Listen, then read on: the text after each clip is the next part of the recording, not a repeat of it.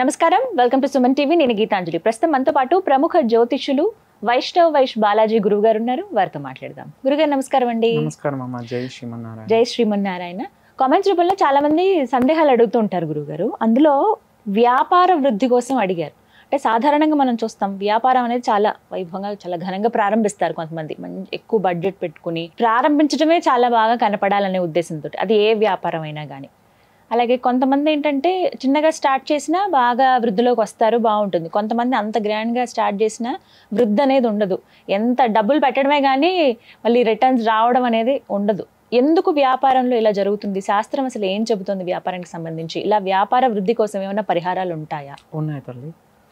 సాధారణంగా వ్యాపారం ఏది ఆరంభించాలన్నా కానీ ఒక వ్యాపారం చేయాలంటే కనుక అమ్మవారి అనుగ్రహం ఖచ్చితంగా ఉండాలి. లక్ష్మీ అమ్మవారి అనుగ్రహ ఆశీర్వాదం ఉంటేనే వ్యాపారంలో వాళ్ళు ముందుకు రాణిస్తారు. అది ఏ వ్యాపారం అయినా కానీ, ఏ రంగం కానీ, చిన్న స్థాయి వ్యక్తుల నుంచి పెద్ద స్థాయి వ్యక్తుల వరకు ప్రతి ఒక్కరు కూడా వ్యాపారం అనేది యోగ్యం మీద ఆధారపడి ఉంటది తల్లి. యోగ్యం ఇక్కడ మనకి తినాలని యోగ్యం అయోగ్యం రెండు ఉంటాయమ్మా. కొంతమంది వచ్చేసేసి వాళ్ళు ఎందుకంటే మా వ్యాపారంలో కూడా కొన్ని ఉన్నాయి.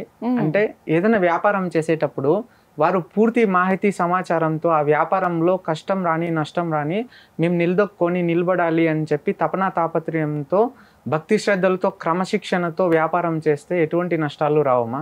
అందులో కూడా కొంతమందికి పెట్టిన పెట్టుబడుల వల్ల కానీ, లేకపోతే ఆర్థిక ఇబ్బందులు కానీ, చెడు దృష్టితో కానీ, ముఖ్యంగా నరదిష్టి నరఘోష వల్ల చాలా ఇబ్బందులు పడుతూ ఉంటారు. ఒకరు బాగా బతుకుతూ ఉంటే ఇంకొకరు చూస్తూ ఓర్వలేకుండా ఉంటారు ఈ కలియుగంలో.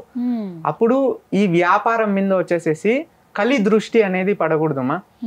కలి అంటే గనక అది దారిద్ర్యం పట్టుకుంటది. అప్పుడు వ్యాపారంలో కలి ప్రభావము, నరదిష్టి నరఘోష ప్రభావం వల్ల ఎంత యోగ్యుడు కానీలే బాగా బ్రతికేటవాడు కూడా సడన్ గా డౌన్ ఫాల్ అయిపోతాడు.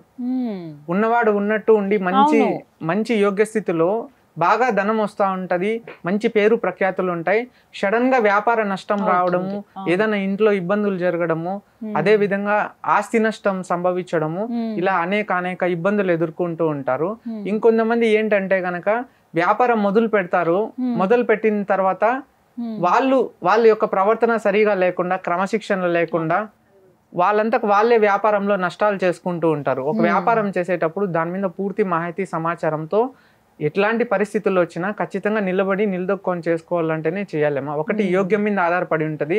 రెండోది వారి వ్యక్తిగతం, అంటే వాళ్ళు కష్టపడే తత్వం మీద, వాళ్ళ యొక్క అనుకువ గుణము, స్వభావము, బుద్ధి, సంస్కారము అన్నిటి మీద ఆధారపడి ఉంటుంది. లక్ష్మీ అమ్మవారు కరుణ అనేది ఎవరికన్నా ఉండాలన్నా వారు వ్యాపారంలో కూడా శుచి శుభ్రంగా ఉంచుకోవాలి. ప్రతిదినము వచ్చేసేసి అమ్మవారికి పూజ ఆచరించాలి. చేసే వ్యాపారంలో ధర్మం అనేది ఉండాలి. ముఖ్యంగా ధర్మపూర్తంగా, న్యాయబద్ధంగా, సంస్కారంగా, గౌరవంగా వారు చేసేటటువంటిది నీతి నిజాయితీగా ఉంటే ఖచ్చితంగా వారికి వృద్ధులేకి వస్తారు. అయితే ఇక్కడ అడిగేది ఏంటంటే, మేము చాలా ధర్మబద్ధంగా చేస్తున్నామండి వ్యాపారం, అయినా వృద్ధిలోకి ఎందుకు రావట్లేదు, ఏమన్నా పరిహారాలు ఉంటే చెప్తారా అని అడిగే వారికి. ఉన్నదమ్మా. కొంతమందికి ఎంత చేసినా యోగ్యం అనేది ఉండదమ్మా. కొంతమందికి యోగ్యం ఉండదు. యోగ్యం లేని వారు ఏం చేసినా కానీ అయోగ్యులు అయిపోతారు. అంటే వాళ్ళు ఉన్నవన్నీ అమ్ముకొని పెట్టినా, లోన్స్ పెట్టుకొని చేసినా, ఏదైనా వాళ్ళ శక్తి సామర్థ్యాలకి అప్పు తీసుకొని ఎవరి దగ్గర చేసినా కానీ వారికి ఇక్కడ తినాలని యోగ్యం లేనప్పుడు, ఆ భగవంతుడు అనుగ్రహ ఆశీర్వాదం లేనప్పుడు అది వారికి తెలియదు. ఏదో వ్యాపారం పెట్టాం, మేము వృద్ధిలోకి రావాలి, మేము సంపాదించి బాగా బ్రతుక్కోవాలని ఏదో కోరికలతో పెట్టుకుంటారమ్మా, జీవితంలో ఎదగాలని తపనా తాపత్రయంతో. కాకపోతే అయోగ్యం లేనప్పుడు వాళ్ళు ఎంత చేసినా కానీలే అది అనుకూలం కాదు. నరుల యొక్క దృష్టి అనేది పడకూడదు. సాక్షాత్తు శ్రీమన్నారాయణ వెంకటేశ్వర స్వామికి నరదిష్టి తీస్తారు తిరుమలలో. అలాగా వ్యాపారానికి కొన్ని నియమాలు ఉంటాయమ్మా. ప్రతిదినము వచ్చి స్నానం ఆచరించాలి. లక్ష్మీ అమ్మవారికి, కుబేర స్వామి వారికి, విష్ణు భగవంతుడికి పూజ చేయాలి. ప్రతి ఒక్క వ్యాపారం దగ్గర వచ్చేసి లక్ష్మీ కుబేర స్వామి యంత్రం అనేది ఉంచుకోవాలి.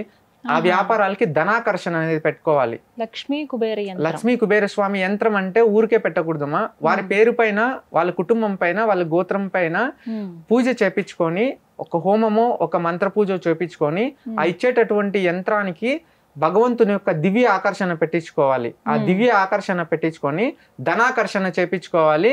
అలాగే జనాకర్షణ చేపించుకోవాలి. వ్యాపారం అనేది అమ్మవారి అనుగ్రహం పైన ఆధారపడి ఉంటది. ధనం అనేది ఆకర్షణ ఉండాలి. అలాగే జనం మనుషుల పైన ఆధారపడి ఉంటది. జనం ఆకర్షణ చేయాలి. ధనాకర్షణ శక్తి అలాగే జనాకర్షణ శక్తి, ఈ రెండూ కలిస్తే గనక యోగ్యం. ఈ మూడు ఉంటే వ్యాపారం వృద్ధిలో జరుగుతుంది. ఈ మూడు లేని వారికి ఇబ్బందులు ఎదుర్కొంటూ ఉంటారు. కొంతమంది బాగా బ్రతికిన వాళ్ళు కింద స్థాయికి పడిపోతారు, కింద స్థాయిలో ఉన్నవారు పెద్ద స్థాయికి వచ్చేస్తారు. ఇవి ఖచ్చితంగా చూసుకోవాలమ్మా. చిన్న చిన్న పరిహారాలు ఏమన్నా తెలియచేయండి గురుగారు. చిన్న పరిహారాలేమా? ఏమీ లేదు తల్లి, ఇది ఒక యంత్రం కావాలి. ఊరికే యంత్రం తెచ్చి పెట్టినంత మాత్రాన ఉండదమ్మా. అది పుణ్యాత్ముల చేతుల మీదుగా పూజ జరిపించాలి.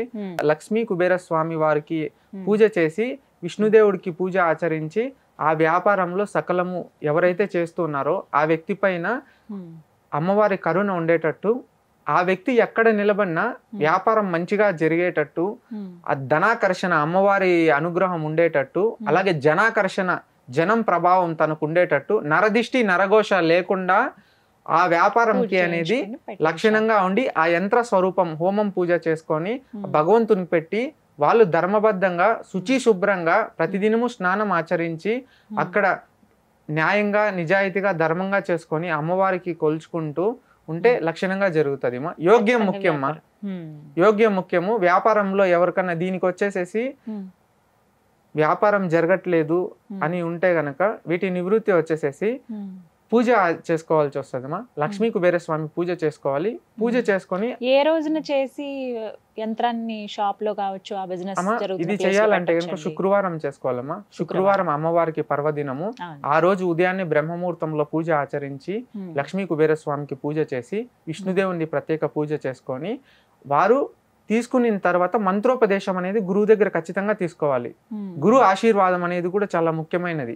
భగవంతుడి ఆశీర్వాదంతో పాటు గురు ఆశీర్వాదం పూజ అయిపోయిన తర్వాత అది ఒక హోమం రూపంలో కానీ లేకపోతే ఒక మంత్ర పూజ రూపంలో కానీ చేసి ఆ యంత్రాలు భగవంతుడి స్వరూపంలో పెట్టి, ఆ హోమం దగ్గర జ్వాల దగ్గర ఆ యంత్రాలన్నిటికీ వీరి పేరు పైన వచ్చేసి యంత్రాలు రాసేటప్పుడు వీరి కుటుంబం పేరు, వీళ్ళ ఇంటి పేరు, వారి పేరు రాసి వ్యాపారంలో వాళ్ళకి సకలము జయం కలగాలి అని రాసి, ఆ విధంగా వాళ్ళకి లాభం చేకూర్చేట్టు ఆ రాసినటువంటి యంత్రాలు కూడా పూజ అయిపోయిన తర్వాత భగవంతుని పాదాల దగ్గర పెట్టి గోదేవత పాదం తాకిచ్చి వాళ్ళకి లక్షణంగా తీసుకెళ్లి ఇస్తే గనక అది వాళ్ళు పవిత్రంగా పూజలు చేసుకుంటూ కష్టపడుకొని వాళ్ళు ఉంటే యోగ్యము, అమ్మవారి అనుగ్రహం సిద్ధిస్తుంది.